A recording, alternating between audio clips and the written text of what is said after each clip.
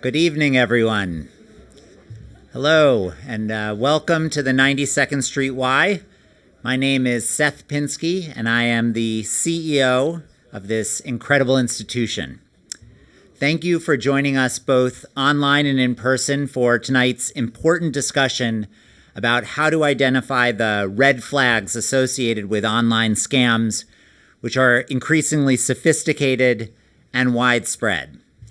I'd like to extend a heartfelt thank you to Coinbase for their generous sponsorship of tonight's program and reception.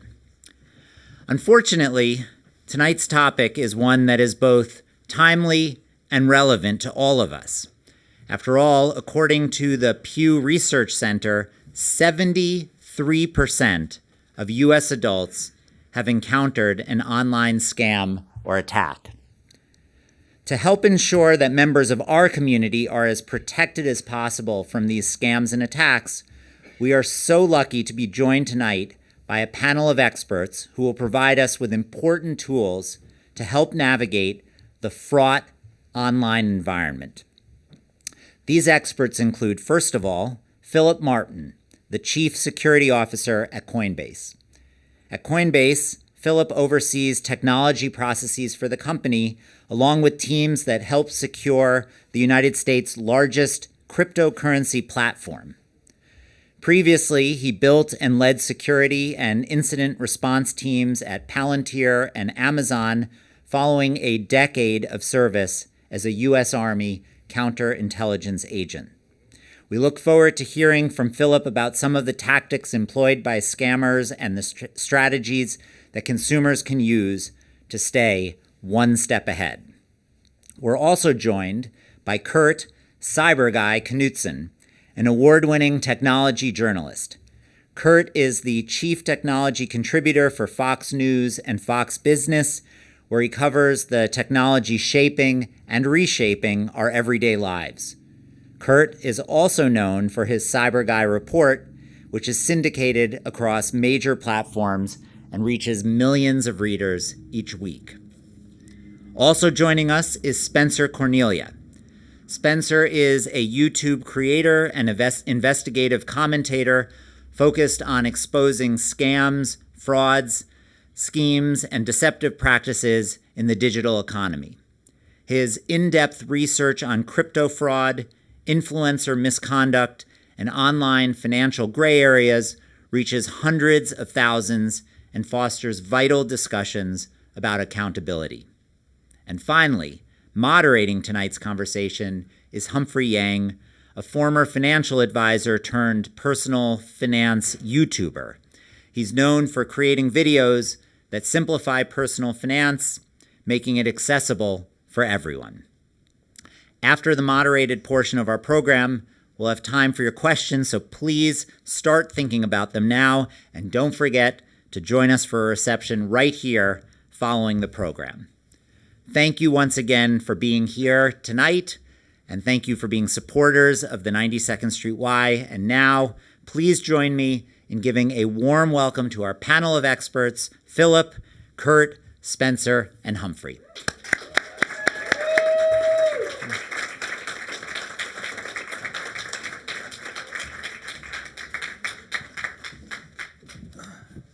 All right, hello everybody. How's everybody doing? Thanks for coming. Today we have a really practical and useful session for you guys today. We're talking all about spotting the red flags of scams and protecting yourself from misinformation. Now, I was almost the victim of a scam just 3 weeks ago. I was riding off a high on going on a really cool podcast, and I got invited to another one. But it was a scammer, and we're going to get a little bit more into that later, but I'll tell you the story later. It'll be riveting, trust me. That's a YouTuber right there.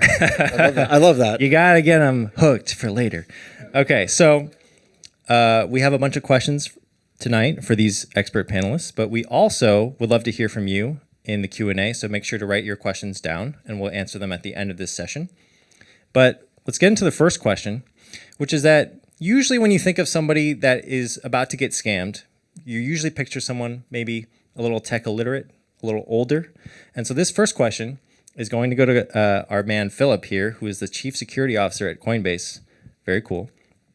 From where you sit at Coinbase, what's the most common scam tactic people don't realize they're already encountering, and why does it work?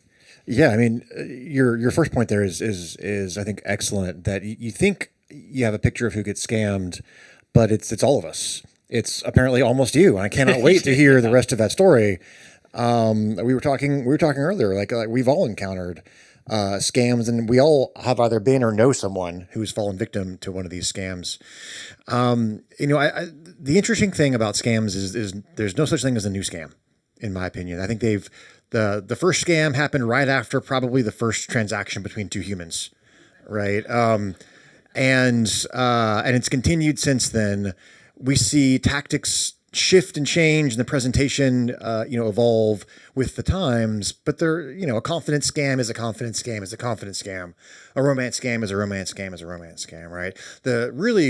What we're encountering right now, scams are also very seasonal. So Valentine's Day, right, coming up, the next thing you're going to see is an increase in romance scams, of people reaching out, trying to take advantage of people's feeling of loneliness and lack of connection. After that, you'll see tax season scams. Threats from the IRS is coming after you, or, hey, we can fix your IRS problems, or, take your pick of how they're going to pitch it. I think the most common, and I'm sure every single one of you here has seen this, are the unsolicited text messages. Hey Joe, are we on for golf tomorrow? Right? And then that, if you engage, evolves into oh, I'm so sorry, I got the wrong number. Do you also love golf? And it becomes a friendly conversation that then goes into some sort of scam, perhaps an investment scam or what have you. Yeah. That's a really interesting point. I get a lot of those texts, and I usually don't reply. One time I did reply, and I said, "What's for dinner?" And they didn't reply to me. I don't know. They didn't want the connection. I guess maybe my love of sushi didn't match theirs. But that is a common thing that happens. So a follow up is like, what do you think makes a scam so effective in general? Do you think it's all about trust? Do you think it's more about, the way that they frame it? Is it just because of where we are in the current time? So Valentine's Day or tax season? Yeah, scams are a number game at the end of the day. The scammers cannot predict who they're going to contact and what that person's vulnerabilities are. And so they don't try.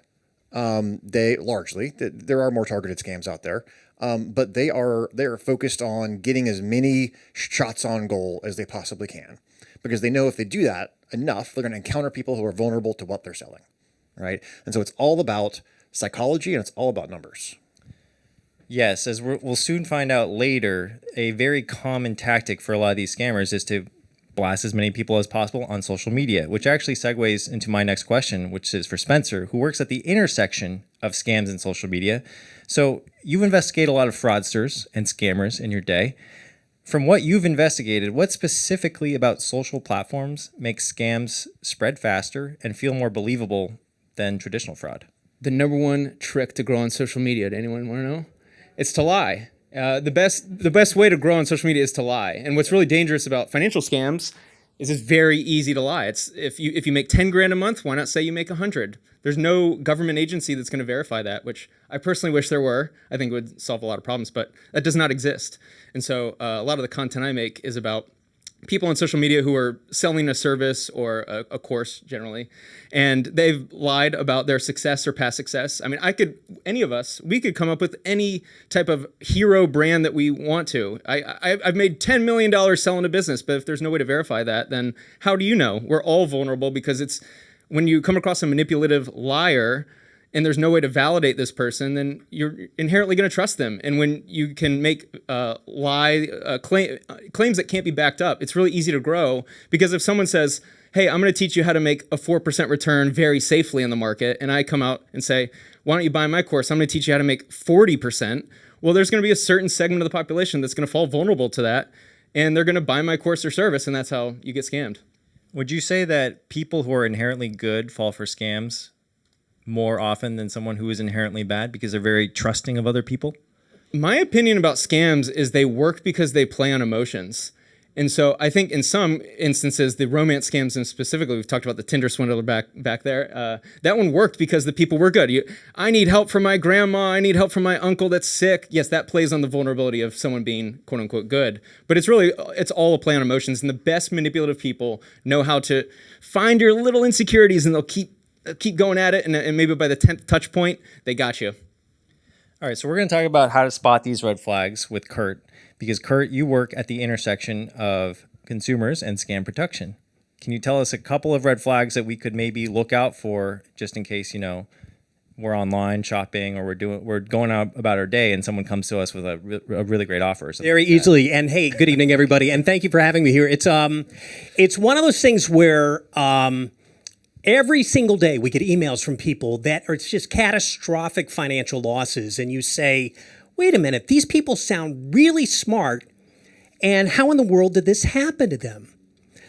But the fact is, scammers aren't going after dumb people. They're actually going after intelligent people, because it turns out that the way scammers play on all of us is not through, testing our intelligence. It's grabbing your emotion, just like Spencer's talking about. So what they do is they figure out how to urgently, very quickly get you in the zone that they know will take them to the next step of committing the scam on you. So it could be a scam where it's just like, hey, I'm the IRS, and if you don't respond to this immediately, we will be freezing your account, you will be paying this extra penalty, and you could potentially go to jail. Do this immediately now. Now, one red flag to look out for is anytime you get a phone call, an email, a text message, a social media direct message, and it makes you feel a sense of urgency immediately, that is the number one red flag. Number two is isolation. What is that? Well, they will immediately say, all right, I got them hooked on the urgent thing. Now I'm going to get them to believe that they shouldn't verify who I am. So I'm going to say, look, if I'm with the IRS, if you call to check on me, they don't answer the phone. We're an investigative unit that's not connected to the main number. So they won't be able to verify. They'll do whatever they can to keep you from verifying who they are. They'll keep you from contacting anyone else, either through a threat or an escalation of what bad could happen to you, or in some very rare cases, an escalation of, oh, you'll miss out on this opportunity. Because it could be, like, for example, somebody we just interviewed lost $330,000. And the guy's smart. And I talked with him for like 2 hours. And I'm like, oh, first of all, I felt terrible for him, because he's disabled. He's out of work. He's at home. He's just trying to get a job. He posts for a job online. A scammer picked him out. And it was this very likable young gal who says, oh, I work with this new company. And, it's similar to what you're looking for. And I think we could work together. You seem to have the skills. The next thing you know, a couple weeks go by, and she says, to get started, just make a $50 deposit here, and we'll open the account. And that's where we'll be depositing all your earnings. The next thing you know, it's, well, we need 350 to escalate it up to the plateau that we think you belong on. Then it turned to 3,000, then 30,000. Then you think, well, didn't you at some point think you're being scammed? No, because I really trusted her, and she had been down the same road. And the next thing you know, it was, something happened that glitched on your account. In order to unfreeze it, I know it sounds strange, but I'm going to need you to deposit $50,000. But it's going into your own account. And she would show him on a live video conference call his account on her computer. And it looked like he had deposited maybe $80,000 by now, but it said, you've already earned $119,000. So this then led to months of this, and his entire life savings is gone.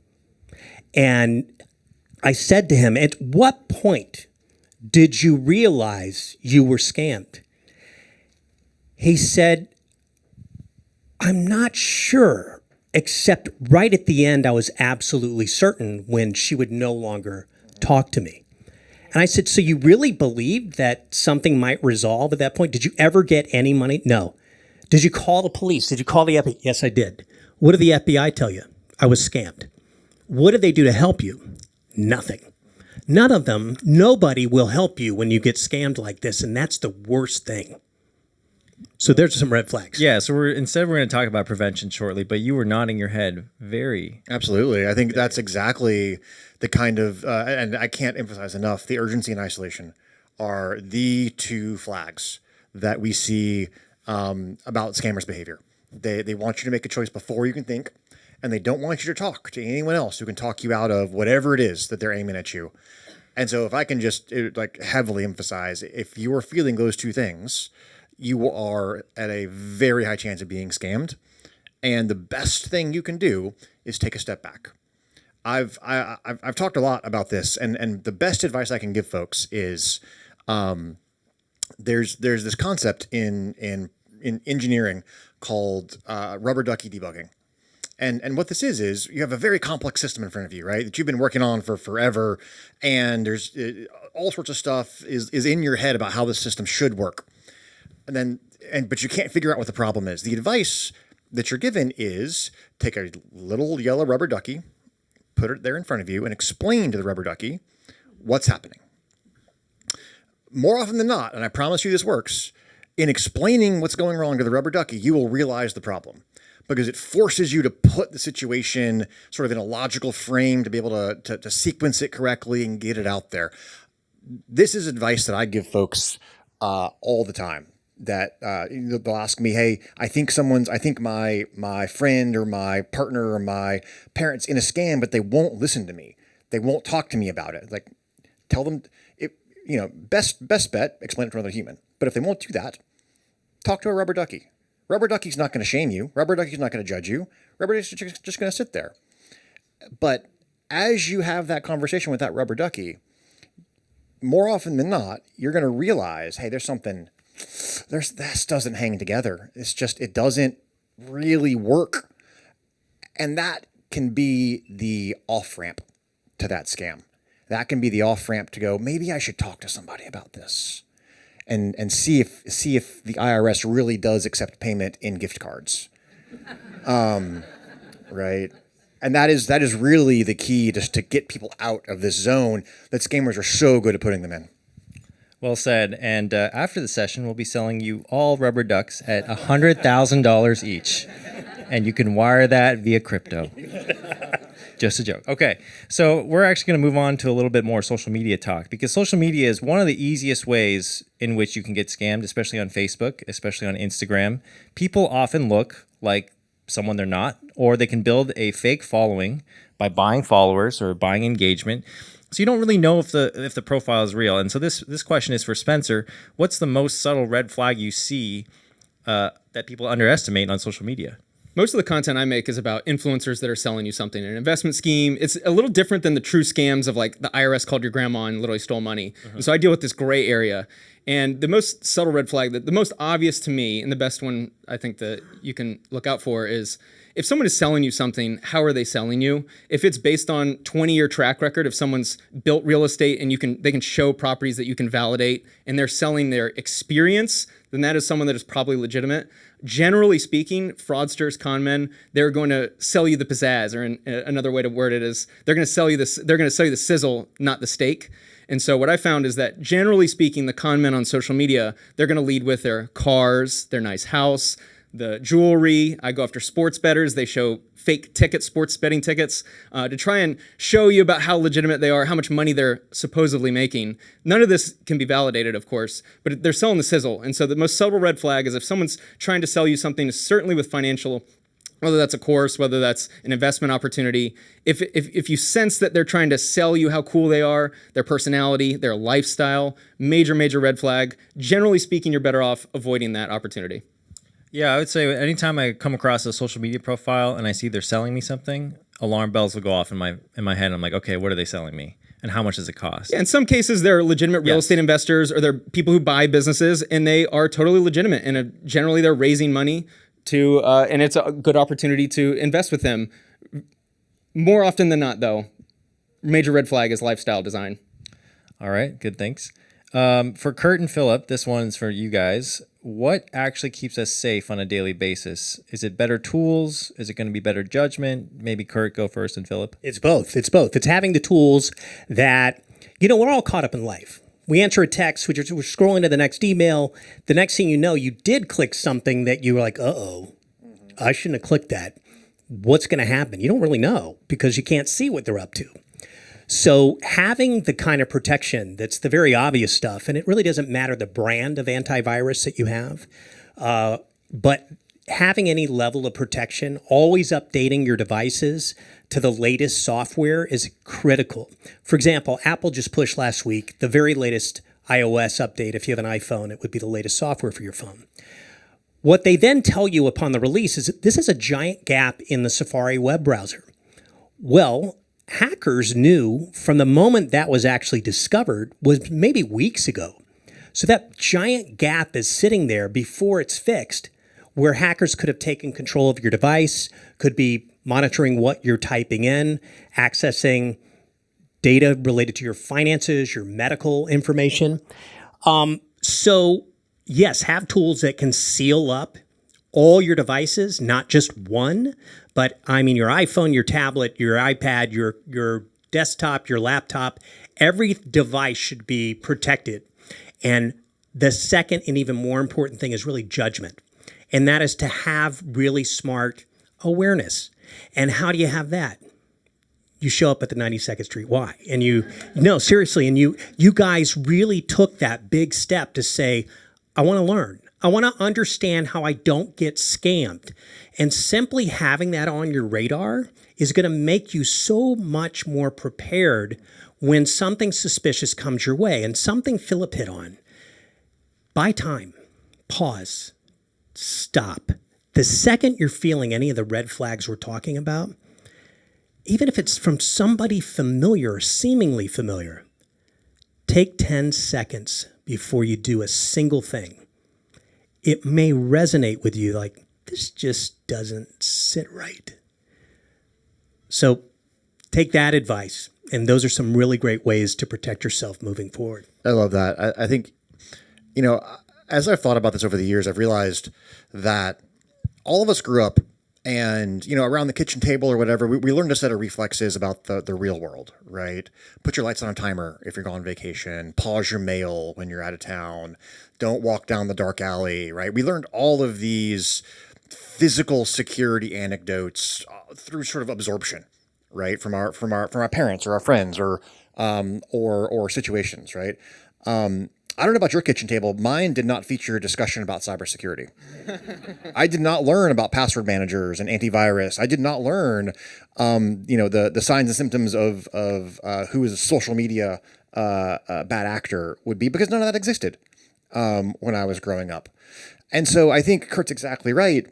The fix here is we all, unfortunately, have to go back to being a student about this stuff. We have to learn the things that we learned about the physical world at our kitchen table. We have to learn them now on our own. And we have to be sort of street smart users of the internet and of computers and of devices.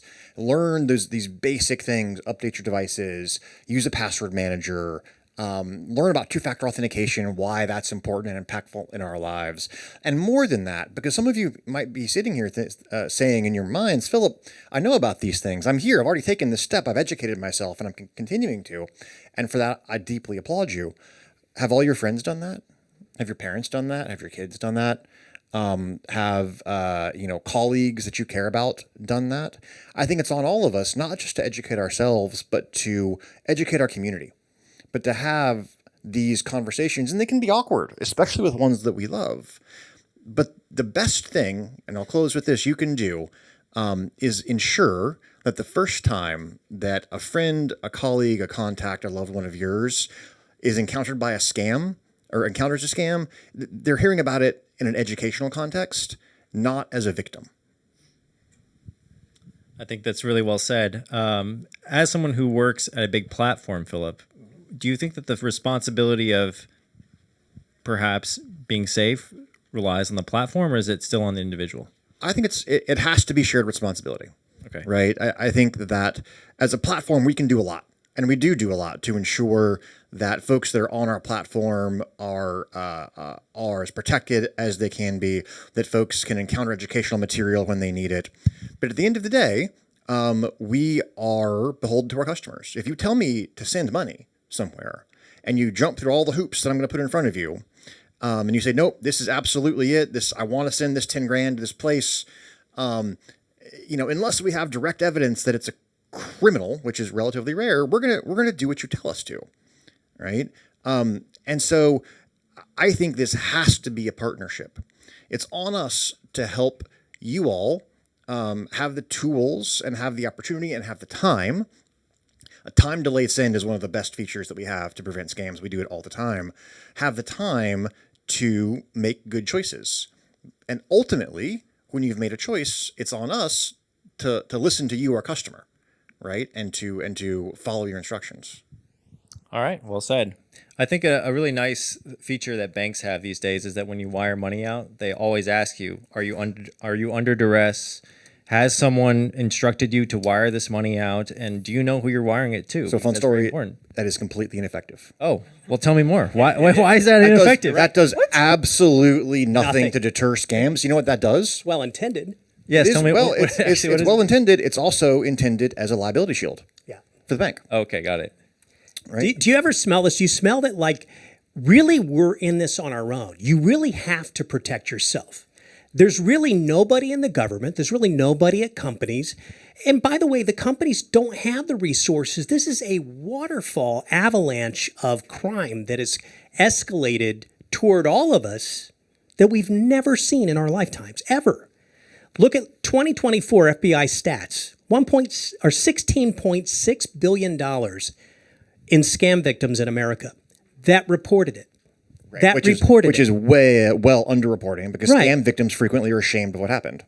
Raise your hand here, not if you've been scammed, but if you've ever known that someone tried to scam you by a text message, email. So almost all of us, right? Now, raise your hand if you actually know you got scammed. So a few people. Would it surprise you that less than 22% of Americans bother to call the police or the FBI when they've lost thousands of dollars? They're embarrassed. We're embarrassed. We don't want to admit that we got scammed. We don't want our friends to know that. We may tell a handful of people, but it's a terrible feeling. And no one likes the wool pulled over our eyes. But the problem is much larger than any company can get their hands on. And our government, I don't care who's in the White House, they're just not going to be able to catch up with this. You are on your own.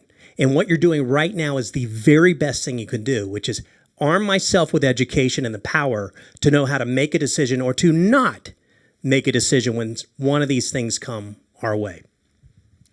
All right, so we have about 20 more minutes left. We're going to do one more main question, then we're going to get to your questions, and then maybe we'll tell some stories about how we all get scammed once or almost got scammed. But this is a really quick one. It's a lightning round. It's one sentence for each of you. If people remember just one rule for staying safe online tonight, what should it be? Philip, you first, and then Kurt, and then Spencer. Slow down. Yeah, I would agree. That's one of the strongest things. And then just when you think of protecting yourself, now that you've known, hey, you've got to have some tools, you got to be on it, and you also just have to have good judgment, like slow down and smell if is this right, is this wrong, is also just do it with the family. Broaden this circle of knowledge the best you can. And by the way, I don't like to have to pay for antivirus. I don't like to have to pay for hiding my data.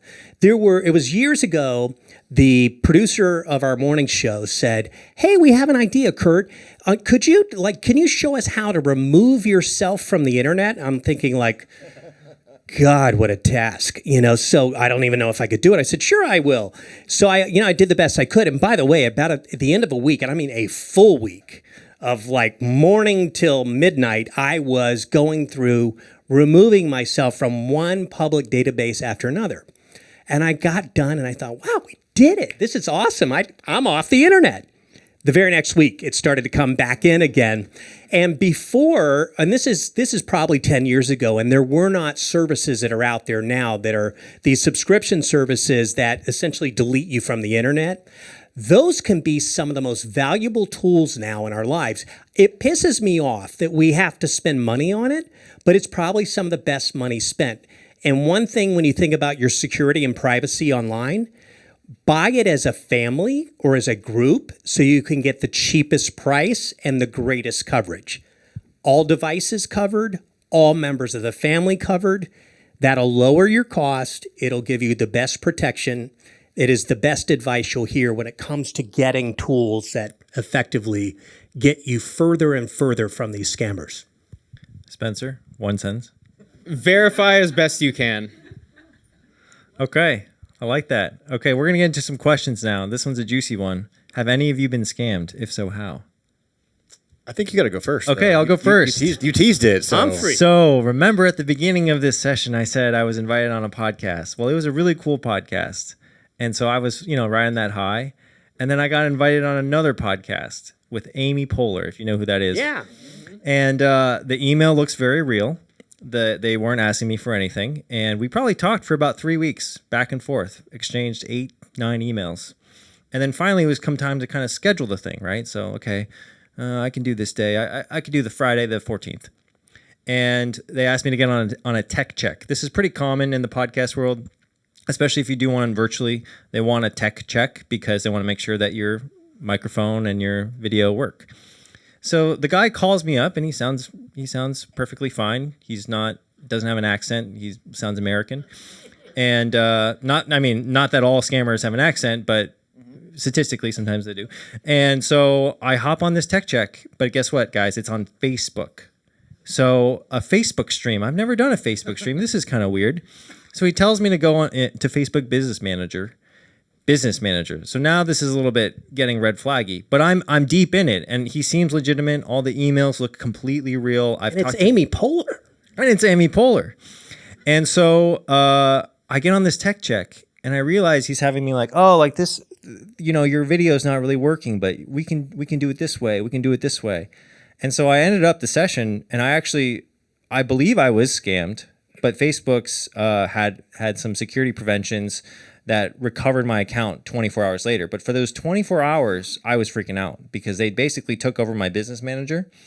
And by doing so, I was going to lose my Instagram account, which is my career, right? So I was very afraid. I was messaging everybody. But the only reason I found out that I was scammed was kind of like the rubber duck situation there. I was telling some friends of mine, hey, I'm going on this podcast with Amy Poehler. And then my friend, who's a big Amy Poehler fan, was like, you? You're not good enough for Amy Poehler. And I was like, you're right. Man. And then I was like explaining the whole Facebook security thing, and they're like, dude, that does not sound right. And then I was like, oh, that doesn't sound right at all. So that was only a month ago. And I think I'm relatively well adjusted. But clearly not. So not my turn anymore. Whose turn now? I kind of want to throw in a joke there. Business ad manager, really? Yeah, business manager. Well, what's funny is it seems so obvious from our point of view, right? But yet in the moment, it wasn't. But in the moment, you're on the Zoom with this guy, and he's just telling you, oh yeah, click this button, and you're just kind of like, I was tired too. I was like, oh, okay, I'll just click these buttons. And so if you're not at your tip-top form, and it actually, business manager does have a little stream that you can actually do. Yeah. So that's also why. Was it at night? Weird. No, it was 3 p.m. Okay, because usually our decision making actually gets worse at night. At night, because we've made so many decisions. That That is good to know. I didn't know that. Oh yeah. So by the end of the day, it's actually very difficult. It's much more difficult to make a good decision at night. Hence why our parents taught us no good thing happens after midnight and all this stuff. Yeah, because we've made so many decisions and energy throughout the day that we've depleted it. And so I was wondering if they even knew that. No. But I got my stuff back, thankfully, and they never contacted me again, so that was good. And then I had to change a bunch of stuff, a lot of password changing, a lot of two-factor authentication stuff. So if you guys have any stories, please share, because I am very embarrassed now. I do. My name, image, and likeness actually scammed someone. Really, really sad. It's probably the worst I've ever felt. A girl I was casually dating, seeing pretty infrequently, messaged me one day and just said, hey, what was the deal with the crypto thing? And I said, what are you talking about? So sad. She got contacted on Instagram, someone that used my name, image, and likeness. It's very easy on Instagram because I have posts online. And so you can just literally just copy all of the content I've made, post it on a fake Instagram, and then contact the people that follow me. It's very easy to do this. And this person reached out to her and said hey, I'm into investing, I want to do crypto, and the story doesn't really matter. Anyway, the end result is that she ended up sending them $3,000. This was a girl in getting her master's. She's not dumb by any means. She really liked you. Yeah, seriously. But she felt, but I felt But she didn't really, call you or anything before she sent the money? as with many scams, there is, in hindsight, you could kind of point some things out, like this was clearly red flags. But it was quite scary to go through the messaging and see the manipulation tactics that this person was using and how reasonably similar would be the language that I use. It was really sad. So yeah, $3,000 out the door. Any story from you guys, or should we move on? Yeah, I mean, I was scammed. I'm the cyber guy. I report on this, and I got scammed twice. The most recent one is an unusual one, and it's one that may happen to all of us, but it actually was real life. It wasn't online. I work crazy early hours, and I'm walking by Bryant Park on a Sunday morning, just coming from work, and it's 6-something in the morning, and it's the most beautiful day, and there's nobody in the park, and I just walked in there like, I own Bryant Park. This is awesome. I walked back out, headed down south on 6th Avenue, and I'm now in my phone checking email as I'm walking down the sidewalk, and a guy bumps into me out of nowhere. He had a paper bag, and the bag drops, and it shatters. It sounded like a light bulb was in there, and it broke. He grabs the bag. He said, oh, man, that's my medicine. And I look up, and it's this guy that's, he's older, advanced age. He's almost crying.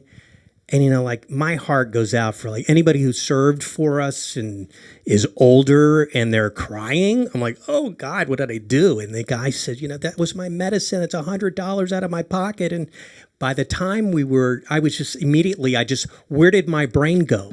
My brain didn't go to critical thinking and skepticism of, wait a minute, is that really medicine in that bag? My brain didn't go there because we're not trained to do that. Our brains automatically will switch off our thinking. And this happens online a lot easier than it does on 6th Avenue. My brain went immediately to, how do I solve this? How do I make this bad thing that just happened, whether it was my fault or not, better? How do I fix this that I was somewhat responsible for at least? $100 came out of my wallet. Lucky I had it on me. The guy, I just thought, well, I hope he gets his medicine. I went on my way. The next day, I'm coming back from work. It's now Monday, but there's more people out, and I see him playing the scam on other people. So it was sad, but it was the best $100 spent because it taught me a lesson that these scams that you see in real life, they're the exact same ones you're getting online, except you can't see them as easily. So, and they happen in this velocity when you get a text message or email, and that same thing happens with our brain. We say, like, how would a smart person ever fall for this? And it's because scammers know exactly that our brains can't do the two things very well. We can't think and be critical and at the same time save something or save someone. So we just turn off the thinking thing. We go into this survival thing, and our emotions take over, and we say, we're going to make this right. We're going to save somebody. We're going to help my daughter. My mom can't get scammed. I got to do this right now. That sense of urgency. That's how we get scammed. Now do I know? Yeah, I'm not going to walk down 6th Avenue and bump into I'm not going to be on my phone distracted either. But it's the same scenario for all of us.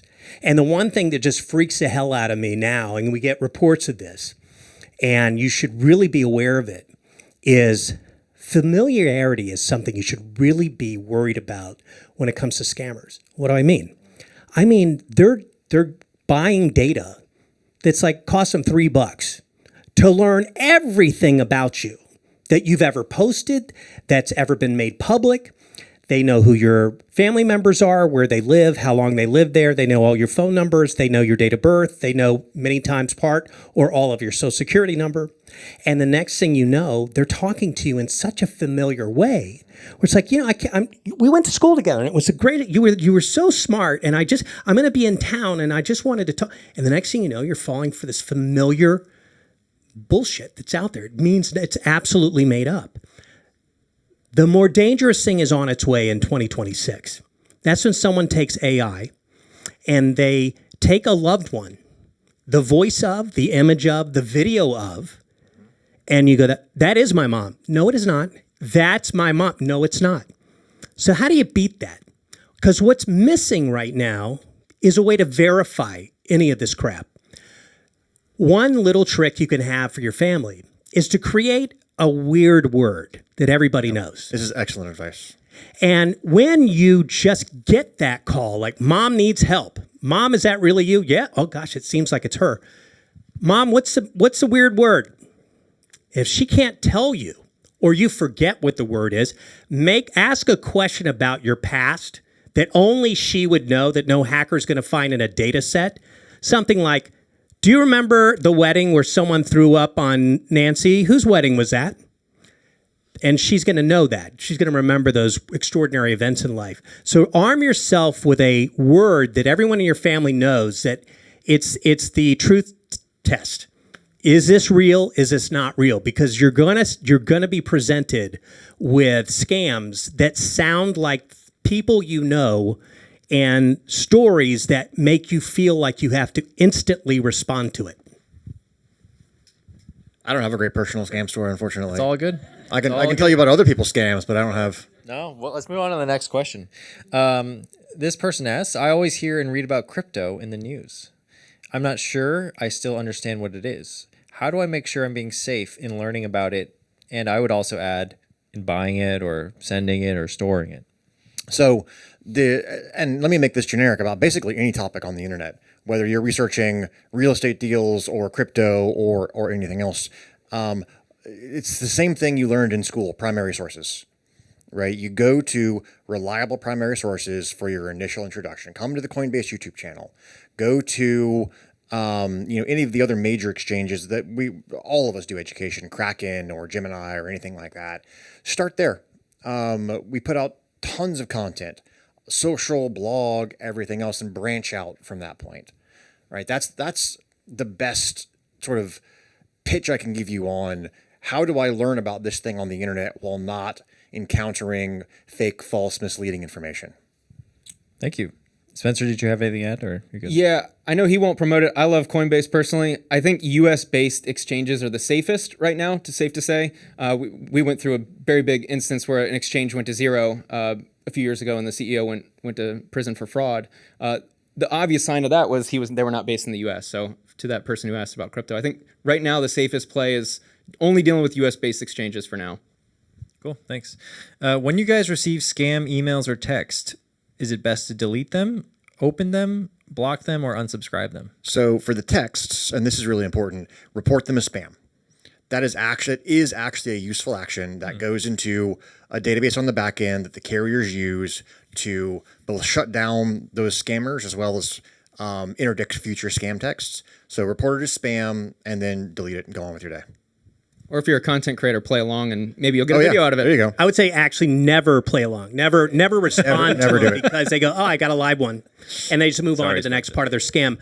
But to report it as spam is great. Not only does it delete it and remove it from your life and it makes it null and it doesn't come back to you, it does go to these providers. Like your wireless carrier starts sharing it with the likes of Apple and Microsoft, and they all get smart about it, and eventually they block it. But I just recently learned how long that takes. It's not short. It's weeks from whenever you report it. So it's like can we please improve that? Can we please make that 10 minutes? I mean, if 1,000 people are reporting the same scam or spammy thing coming at them, why can't they within minutes turn that off universally? We need to get to a better place where we're all playing along to keep the bad guys out.